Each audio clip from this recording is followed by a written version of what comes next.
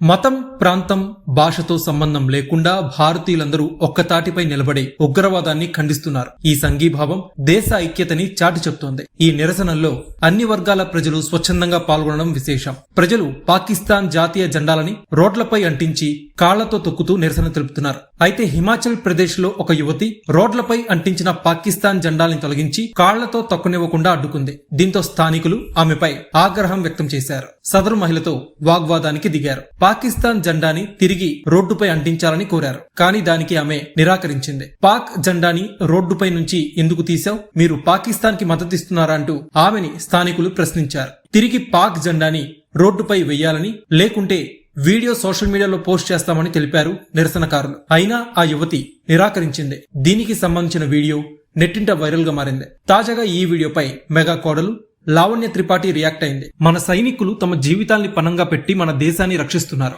సైనికుల జీవితాల్ని ఇబ్బంది పెట్టే వారిని సమర్థిస్తున్న వారిని చూస్తుంటే చాలా బాధగా అనిపిస్తుంది. ముందు మన దేశం లోపల శుభ్రం చేయాల్సిన సమయం వచ్చింది అంటూ లావణ్య త్రిపాఠి పేర్కొన్నారు. ప్రస్తుతం లావణ్య త్రిపాఠి చేసిన పోస్ట్ నెట్టింట వైరల్ గా మారింది. లావణ్య త్రిపాఠిని ప్రశంసిస్తూ ఆమెకి మద్దతుగా నెటిజన్స్ కామెంట్స్ చేస్తున్నారు.